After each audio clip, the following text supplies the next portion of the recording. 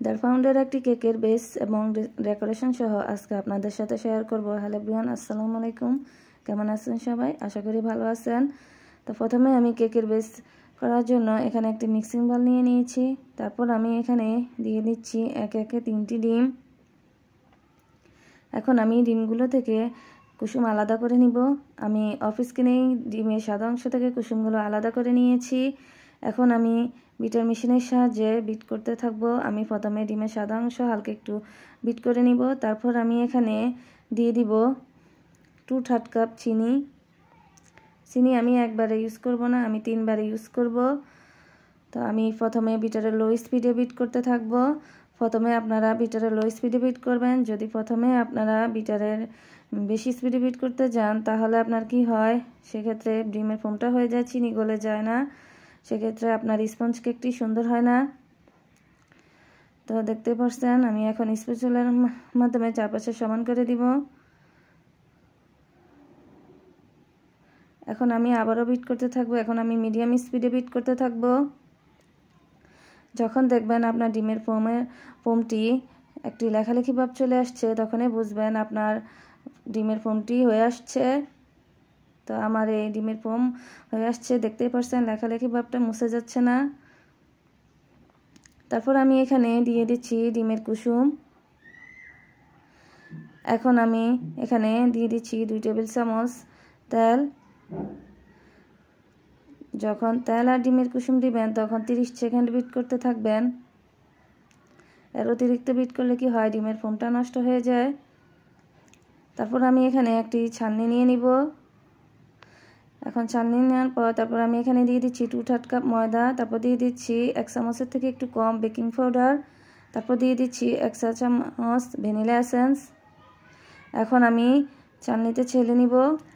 ছেলে নেওয়া শেষ, অবশিষ্ট অংশটা আমি ফেলে দিব। এখন আমি ময়দার মিশ্রণটা ভালো করে মিক্সড করে নিব।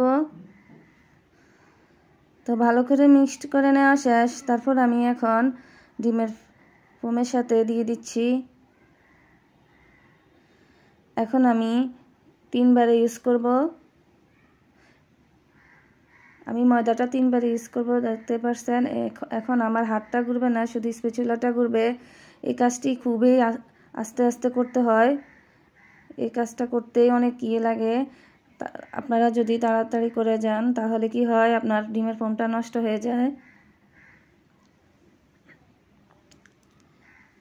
তো আমার সব ময়দার মিশ্রণ দেওয়া শেষ, দেখতে পাচ্ছেন খুবই আলতোভাবে আমি করেছি এই কাজটা। তারপর আমি এখন এখানে একটি 8 ইঞ্চি সাইজের মোল্ডে দিয়ে দিচ্ছি। আমি আগে তেল ব্রাশ করে কাগজ বিছিয়ে দিয়ে দিলাম। তো সব মিশ্রণ দেওয়া শেষ। এখন আমি বাটিটা একটু ট্যাপ করে দিচ্ছি, তাহলে কি হবে, ভিতরে যে বাবলটা আছে ওই বাবলটা বের হয়ে যাবে। এখন কাঠির সাহায্যে আমি ডিমের মিশ্রণটা একটু ঘুরিয়ে ঘুরিয়ে দিলাম। তারপর আমি আবার একটু ট্যাপ করে নিলাম। তারপর আমি 160 ডিগ্রিতে 25 মিনিট বেক করব। 160 ডিগ্রিতে 25 মিনিট বেক করার পর দেখতে পাচ্ছেন আমার কেকটি রেডি। তারপর আমি কি করছি, আপনার ওভেন থেকে বের করে তারপর আমি প্লাস্টিক র্যাপ দিয়ে ভালো করে মুড়িয়ে রেখেছি। এখন আমি 3টি স্লাইস করে নিব। আমার এই ওভেনের তাপমাত্রা অনুযায়ী আমি 160 ডিগ্রিতে করেছি, আপনারা আপনাদের তাপমাত্রা অনুযায়ী করবেন। তো আমি 3টি স্লাইস করে আপনাদেরকে দেখাচ্ছি। তো আমার স্পঞ্জ কেকটি রেডি। এখন আমি ডেকোরেশন করতে চলে যাব। প্রথমে আমি এখানে একটি বোর্ড নিয়েছি। এখন আমি এখানে দিয়ে দিচ্ছি একটু ক্রিম। তারপর কেকের স্লাইসটি দিয়ে দিলাম। তারপর আমি এখানে সুগার সিরাপ দিয়ে দিচ্ছি। আমি এখানে দুধ মিশ্রণ দিয়ে তারপরে আমি সুগার সিরাপ করেছি। আমি সাধারণত দুধ দিয়ে করে থাকি, তাহলে কি হয়, কেকের স্বাদ দ্বিগুণ বেড়ে যায়। তারপর আমি এখন এখানে পাইপিং ব্যাগের সাহায্যে দিয়ে দিচ্ছি ক্রিম। আমি সবসময় পাইপিং ব্যাগের সাহায্যে কেকের ক্রিম দিয়ে থাকি, তাহলে আমার কাছে কি হয়, কেক তাড়াতাড়ি ফিনিশিং চলে আসে। তারপর আমি এখন প্যালেট নাইফের সাহায্যে চারপাশে সমান করে দিব।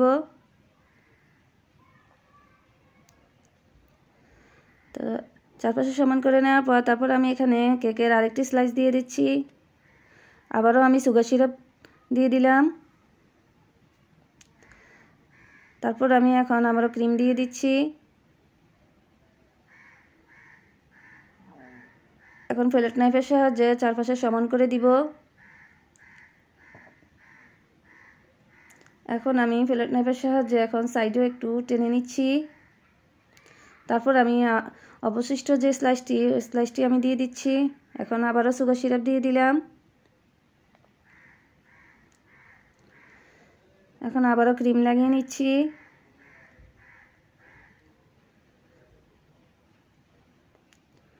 তারপর আমি এখন সাইডেও আমি ক্রিম লাগিয়ে নিব। এখন ফেলেট নাইফের সাহায্যে আমি সমান করে নিচ্ছি।